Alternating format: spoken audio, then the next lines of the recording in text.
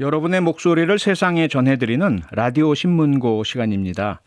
학생들에게 성희롱 발언을 하고 노동력을 착취했다는 의혹을 받았던 홍익대 미술대학 교수가 결국 해임됐습니다. 피해 학생들은 오늘 기자회견을 열고 또 한 번 입장을 냈는데요. 양희도 전 홍익대 미술대학 학생회장 연결해 보겠습니다. 양희도 학생회장님, 안녕하세요. 네, 안녕하세요. 지난해 홍익대학교 미술대 학생회장으로 활동했던 양희도입니다. 지금은 작년에 이어서 이 사건을 지원하고 있습니다. 네, 학생회장으로서 피해 학생들 목소리 가까이서 들으셨을 텐데요. 뭐 지원하고 또 조사도 네. 하셨다고 하니까 네.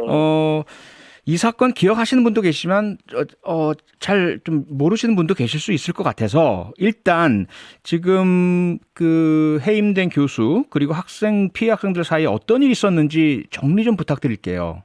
네, 먼저 사건 설명을 좀 드리자면은, 네. 가해자는 지난 2018년부터 약 4년간 학생들에게 인격 모독성 발언, 성희롱적 발언, 위계를 악용한 협박성 발언, 그리고 노동착취 이런 가해들을 일삼아왔고요. 네. 그래서 저희와 지금 함께 하고 계신 피해자분들이 10분 정도가 되시고, 네. 이후에 이제 추가 피해 사례 조사에서 25건 이상의 피해 사례가 접수가 되어서 네. 밝혀진 피해 규모는 이 정도가 되는 사건입니다. 네.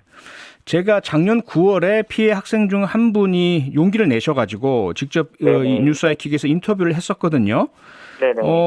상당히 저 피해 정황이 구체적이었고요. 네. 그리고 상당히 좀 충격적이기도 했었는데 교수 해임이라는 결과, 이 조치가 취해질 때까지 너무나 긴 시간이 흘렀습니다. 도대체 왜 이렇게 오랜 시간이 걸린 겁니까?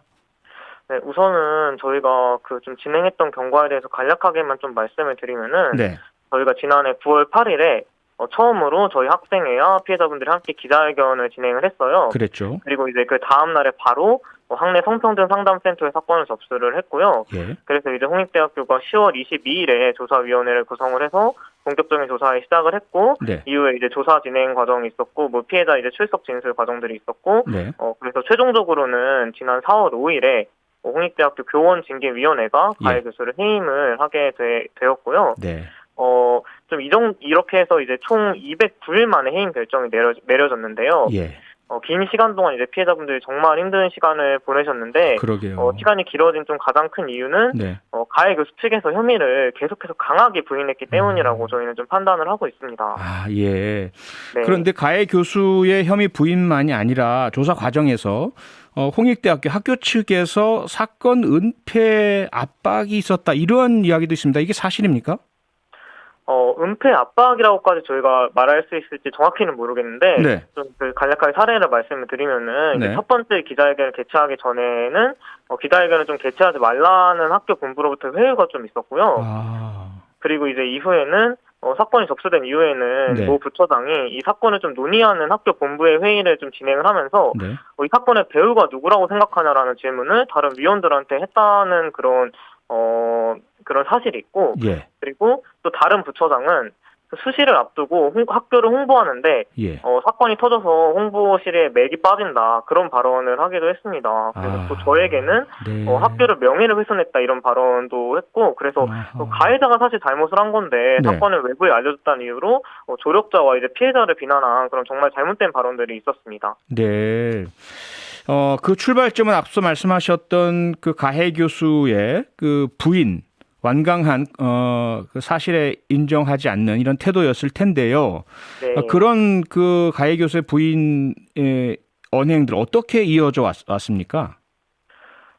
우선은 전면적으로 본인은 이제 저희 측에서 제기하고 있는 모든 그런 혐의들이 다 거짓말이다, 이렇게 주장을 하고 있고요. 예. 그래서 이제 자신의 좀 영향력 안에 있는 학생들을 동원을 해서 기자회견을 개최를 하거나 뭐 허위사실 좀 유포하고 거짓 신고를 하고 좀 그런 과정들이 있었고, 예. 네, 그리고 이제 해당 학생들은 이제 언론 인터뷰에서 가해자로부터 여러 지원을 받아서 감사하게 생각하고 있다는 내용을 그럼 밝히기도 했고, 좀 이제 그런 방식으로 언론을 좀 활용을 했고요, 가해자가. 네. 그리고 이제 또 한 방송에서는 가해자가 자신은 뭐 학생들이랑 학교 외부에서 절대로 만나지 않는 것이 자신의 철칙이다라는 그런 발언을 했는데, 맞습니다. 바로 예. 이제 예. 늦은 저녁에 학생과 학교 외부에 스킨십을 나누는 장면이 방송을 통해 보도되기도 했고요. 네네. 그래서 좀 계속해서 이런 거짓말들을 통해 가지고 예. 저희 피해자분들을 오히려 거짓말쟁이로 계속해서 몰아가려는 그런 시도들을 가해자가 해오고 있었습니다. 네. 가해자의 그런 태도에도 불구하고 어쨌든 200일 넘는 그 조사와 행정 절차 끝에 홍익대학교에서 해임이라는 조치로 결론을 내렸습니다. 이것은 이 의혹들이 사실이다. 가해 교수의 그런 잘못된 언행이 있었다라는 그런 결정일 텐데요. 네. 이런 공식 결정이 있은 이후에는 그 가해 교수 입장 변화가 생겼습니까? 여전히 동일한 그런 태도를 보여주고 있고요. 자신은 전혀 잘못이 없다. 이 모든 게 이제 잘못된 건 학교 본부의 잘못된 결정이나 그런 주장들을 하고 있고요. 예. 그래서 이제 여전히 자신의 영향력 아래에 있는 학생들을 통해서 오늘도 이제 보도 자료를 좀 배포를 하고 네. 그러면서 전혀 반성을 하지 않고 있는 그런 모습입니다. 그래서 교원 심사위원회에 제소를 하겠다라는 그런 이야기도 하고 네. 그리고 피해를 고발한 학생들을 상대로 민형사상 고소도 진행하겠다는 그런 입장을 밝혔습니다. 전혀 반성하지 않고 사실 인정을 하지 않고 있군요. 네, 전혀 반성을 하고 있지 않습니다. 그럴수록 피해자들의 고통은 더욱더 심해질 텐데요. 오늘 기자회견에서 우리 학생들이 재발 방지 대책을 요구하셨죠? 네. 그 이면은 아마도 이러한 일이 이 가해 교수 한 명의 문제만이 아니라 어떻게 보자면 대학가 특히 예술계에서 이 권력형 범죄가 만연할 가능성이 있다. 이렇게 좀 읽히는데 어떻습니까? 네, 맞습니다. 그래서 우선은 피해자분들이 이 사건을 이제 4년 만에 세상에 알리게 되었는데, 예. 그렇게 그 큰 결심을 하시게 된 가장 큰 계기가, 다시는 이제 이러한, 예술계에서 좀 만연한 권력형 범죄가 네. 우리 홍익대학교에 그리고 한국 사회에 없었으면 하는 바람으로 사실 큰 용기를 내셔서 사건을 알리게 되신 거고요. 그렇죠. 그래서 이제 가해자가 그 학생들한테 이런 발언도 했어요. 눈밖에 나면 미술계에 발을 붙이지 못한다라는 이런 발언을 했는데 네. 이게 이제 거짓말이 아니거든요.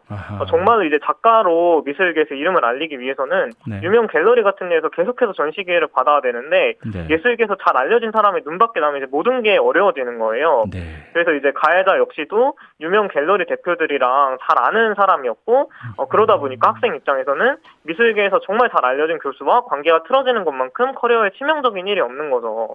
그래서 좀 이런 위계가 미술계에서는 너무나도 분명한 상황이다 보니까 네. 학생들은 어떻게든 교수한테 잘 보이려고 노력할 수밖에 없고 네. 그걸 이제 악용하는 교수들은 학생을 위계로 찍어 누르면서 인권을 침해하는 사건들이 계속해서 발생을 하는 거로 저희는 보고 있습니다. 이러한 권력관계, 위계의 질서가 그대로 존속된다면 유사한 피해 계속해서 발생할 수밖에 없을 텐데요. 사람들이 모인 네. 곳이다 보니까요. 그러면 재발 방지를 위해서 무엇이 필요할까요? 오늘 요구하신 대책들 어떤 것입니까?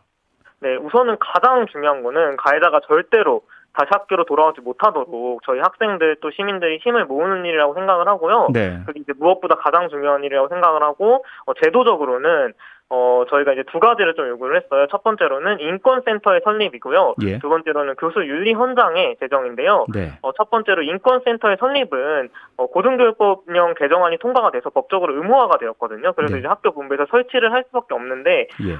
법적 최소 요건만 겨우 갖춘 수준으로 운영되어서는 안 된다는 것이 저희의 이제 주장이고요. 네. 그래서 이제 인권 사업을 전담하는 정규직 직원을 채용을 하고 네. 충분한 사업비를 보장을 해야 된다 이렇게 좀 요구를 했고 예. 두 번째로 교수 윤리 헌장의 경우에는 교수와 학생이 동등한 인격 책임을 선언할 필요가 있다고 생각을 하고요. 네. 그래서 이제 교수 윤리 헌장의 경우는 2005년에 서울대에서 처음 제정된 이후에 여러 대학들에서 제정이 됐는데 네. 이 부분은 저희가 이제 홍익대학교 서정욱 총장님께 직접 요청드렸던 부분이기도 합니다. 그래서 예. 두 가지를 통해서 네. 앞으로 이제 더 이상 A 교수와 같은 그런 권력형 인권 침해 사건이 벌어지지 않기를 희망하고 있습니다. 네. 오늘 말씀은 여기까지 듣겠습니다. 고맙습니다. 네, 감사합니다. 네, 양희도 전 홍익대학교 미술대학 학생회장이었습니다. 평일 저녁 6시 5분에 여러분을 찾아갑니다. MBC 라디오 교창원의 뉴스 하이킥.